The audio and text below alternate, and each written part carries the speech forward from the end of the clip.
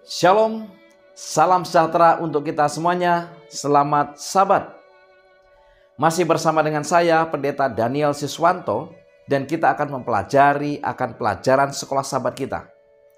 Saudara, kita telah tiba di pelajaran yang kedua di triwulan yang kedua tahun 2023. Satu pelajaran yang sangat penting dan sangat menarik untuk kita pelajari dengan judul Sebuah Momen Takdir.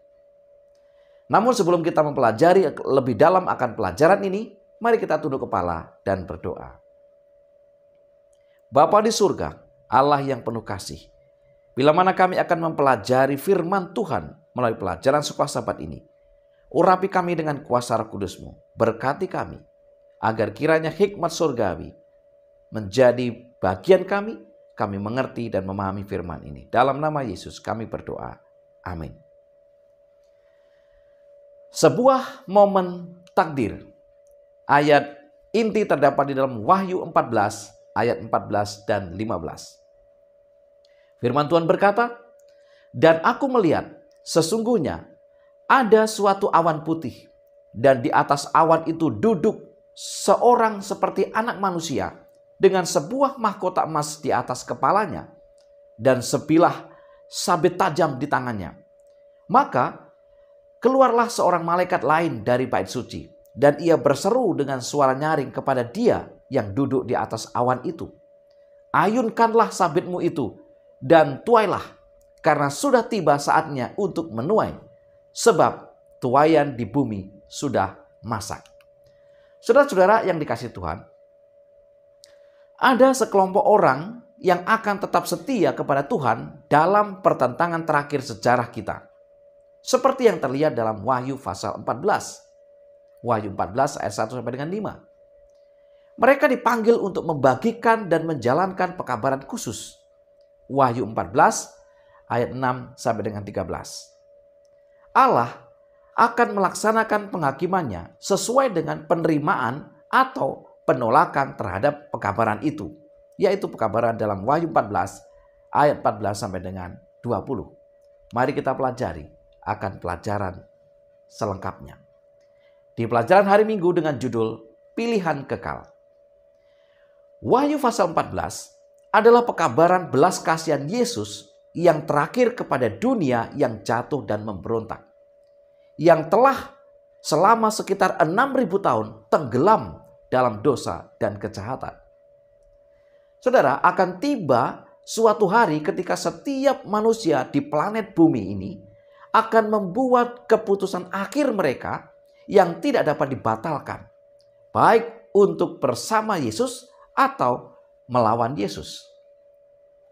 Sementara Injil Kerajaan Surga akan diberitakan di seluruh dunia kepada semua bangsa, suku, bahasa, dan kaum, sebagaimana tertulis di dalam Wahyu 14 ayat 6, Matius 24 ayat 14, Wahyu akan terus bergerak ke satu klimak di mana setiap orang dituntun memutuskan untuk memilih bersama Yesus atau melawan Yesus.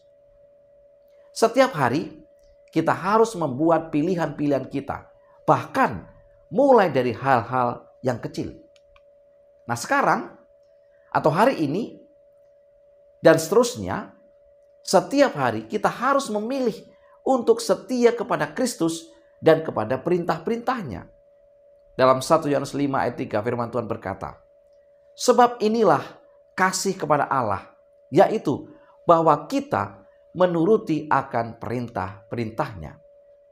Pertanyaannya adalah, mengapa kita harus membuat pilihan-pilihan kita setiap hari untuk bersama Yesus atau tidak bersama dengan Yesus? Yang pertama, tidak mungkin bagi seseorang yang terus-menerus membuat pilihan yang salah dalam hidup mereka sekarang, tiba-tiba pada krisis terakhir akan ada di pihak Yesus. Terutama ketika seluruh kekuatan jahat melawan mereka. Yang kedua, Yesus tidak mengubah tabiat pada kedatangannya. Pekerjaan transformasi harus dilakukan sekarang. Kehidupan kita sehari-hari menentukan nasib kita. Sebagaimana dikatakan oleh hamba Tuhan Ellen G. White dalam Last Day Event halaman 295. Wahyu 22 ayat 11, firman Tuhan berkata, "Barang siapa yang berbuat jahat, biarlah ia terus berbuat jahat. Barang siapa yang cemar, biarlah ia terus cemar. Dan barang siapa yang benar, biarlah ia terus berbuat kebenaran. Barang siapa yang kudus, biarlah ia terus menguduskan dirinya." Di pelajaran hari Senin dengan judul Kembalinya Anak Manusia. Wahyu pasal 14 ayat 14, firman Tuhan berkata, "Dan aku melihat sesungguhnya ada suatu awan putih, dan di atas awan itu duduk seorang seperti anak manusia dengan sebuah mahkota emas di kepalanya dan sebilah sabit tajam di tangannya." Saudara, Yesus menggunakan istilah anak manusia untuk merujuk pada dirinya sendiri. 80 kali dalam Injil disebutkan. Itu adalah salah satu gelar favoritnya.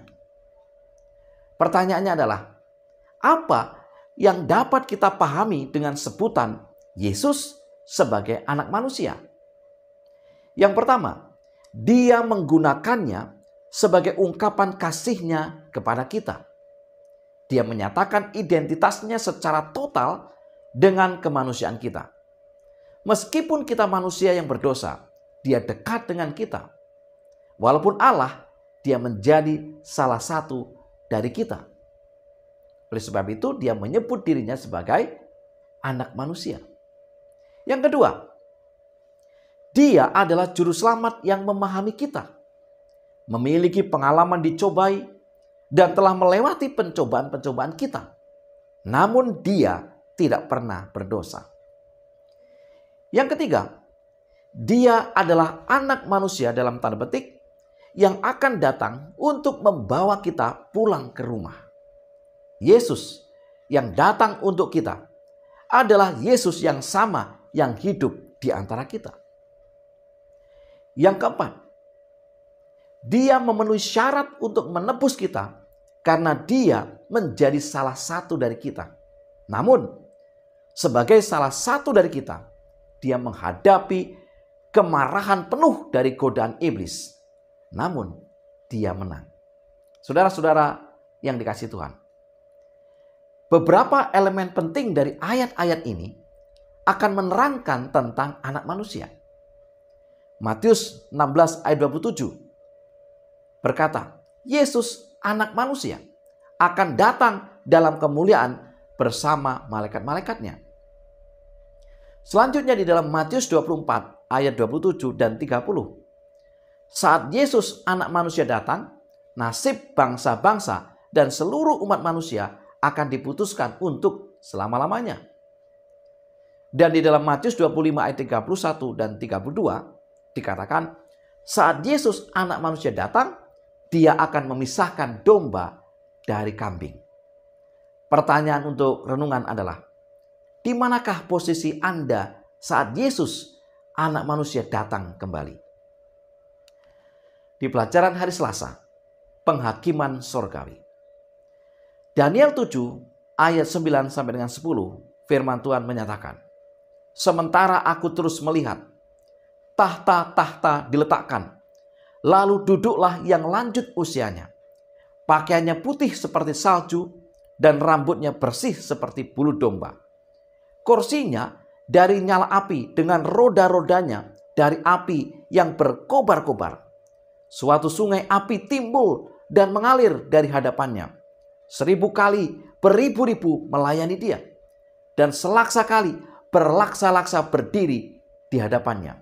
Lalu duduklah majelis pengadilan dan dibukalah kitab-kitab. Daniel 7 ayat 13 firman Tuhan berkata, aku terus melihat dalam penglihatan malam itu, tampak datang dengan awan-awan dari langit seorang seperti anak manusia. Datanglah ia kepada yang lanjut usianya itu, dan ia dibawa ke hadapannya. Saudara-saudara yang dikasihi Tuhan, cukup menarik dalam penglihatan Daniel disebutkan bahwa tampak datang dengan awan-awan dari langit seperti Anak Manusia. Hal yang sama pada peristiwa kenaikan Yesus, ia terangkat dalam awan. Kisah 1 ayat 9. Dan nanti ketika Yesus datang kembali dalam kemuliaan, dia akan turun dalam awan. Wahyu 1 ayat 7. Yesus yang sama, yang berjalan di jalan-jalan Nazaret yang berdebu, melayani di jalan-jalan Yerusalem yang ramai, menyembuhkan yang sakit di desa-desa Israel, dan berkhotbah di lereng bukit berumput di Galilea, akan datang lagi. Namun, Daniel 7 ayat 9 sampai dengan 14. Sebelum Yesus datang kembali, Daniel memberikan gambaran akan adanya penghakiman atau pengadilan pemeriksaan di surga. Yesus, Anak Manusia itu, memiliki peran yang besar dalam penghakiman Allah. Penghakiman ini mengungkapkan di hadapan seluruh alam semesta bahwa Bapa, Anak, dan Roh Kudus telah melakukan segala yang mungkin untuk menyelamatkan seluruh umat manusia. Penghakiman ini tidak hanya membela orang-orang kudus, tetapi juga mengungkapkan karakter Allah sendiri terhadap tuduhan palsu iblis, sebagaimana yang tertulis di dalam Ayub 1 dan Ayub 2 atau Mazmur 51 ayat 1 sampai dengan yang keempat. Jika kita di pihak Yesus, kita memiliki pembela sejati yang akan menolong kita di masa penghakiman Allah. Penghakiman ini tidak akan menakutkan kita. Penghakiman adalah kabar baik bagi mereka yang bersama Yesus. Ibrani 4 ayat 16, firman Tuhan berkata, sebab itu, marilah kita dengan penuh keberanian menghampiri tahta kasih karunia, supaya kita menerima rahmat dan menemukan kasih karunia untuk mendapat pertolongan kita pada waktunya. Di pelajaran hari Rabu dengan judul Mahkota Pemenang. Yesus pernah mengenakan mahkota duri yang melambangkan rasa malu dan ejekan. Dia pernah dihina dan ditolak oleh manusia. Dia dicaci maki, diejek, diludahi, dipukuli, dan dicambuk. Tetapi sekarang Yesus memakai mahkota kemuliaan dan akan datang lagi sebagai Raja segala raja. Wahyu 14 ayat 14 sampai dengan 15 mengatakan bahwa Yesus akan datang membawa sabit untuk menuai. Yesus menggunakan ilustrasi dari pertanian berulang kali dalam Perjanjian Baru. Pada lebih dari satu kesempatan, dia menggunakan simbol dari tuaian yang matang untuk mengilustrasikan pertumbuhan benih Injil dalam kehidupan umatnya. Markus 4 ayat 26 sampai dengan 29. Dalam tulisan Membina Kehidupan Abadi halaman 45, hamba Tuhan Ellen G. White mengatakan, dengan bertunasnya benih itu melukiskan permulaan dari kehidupan rohani, dan pertumbuhan dari tanaman itu adalah gambaran yang elok mengenai pertumbuhan kerohanian. Seperti dalam alam, demikian pula dalam rahmat, tidak akan ada kehidupan tanpa pertumbuhan. Tanaman itu harus tumbuh atau mati. Sebagaimana pertumbuhannya itu sunyi dan tidak diketahui, tetapi terus-menerus, demikianlah perkembangan kehidupan kerohanian. Pada setiap tahapan perkembangan hidup kita bisa sempurna. Namun, jika maksud Allah dipenuhi bagi kita, akan ada kemajuan yang tetap. Penyucian adalah pekerjaan seumur hidup. Manakala kesempatan-kesempatan kita bertambah banyak, pengalaman kita semakin luas, dan pengetahuan kita bertambah. Saudara-saudara yang dikasihi Tuhan, tuaian di bumi yang sudah masak mewakili semua orang yang diubahkan oleh kasih karunia, dimotivasi oleh kasih, dan menjalani kehidupan yang patuh pada kemuliaan nama Kristus. Hati mereka menyatu dengan hati Kristus, dan apa yang mereka inginkan adalah juga keinginan Kristus. Inilah tuaian yang matang. Di seluruh Alkitab, Allah menggunakan lambang penuaian untuk menggambarkan selesainya pekerjaan rahmat di dalam jiwa. Bila mana pekerjaan itu selesai dan Injil dikumandangkan kepada segala bangsa, maka akan tiba kesudahannya. Matius 24 ayat yang ke-14. Di pelajaran hari Kamis dengan judul Setiap Benih Menghasilkan Tuaian. Wahyu 14 ayat 19. Lalu malaikat itu mengayunkan sabitnya ke atas bumi dan memotong buah pohon anggur di bumi dan melemparkannya ke dalam kilangan besar, yaitu murka Allah. Saudara, ketika dosa telah mencapai batasnya, pemberontakan telah melewati batas belas kasihan Allah, maka Allah akan mengakhiri kejahatan. Murka Allah dinyatakan. Pembinasaan terakhir bagi orang jahat akan segera dilaksanakan. Dua tuaian sudah masak sepenuhnya. Setiap benih yang ditaburkan sudah masak sepenuhnya.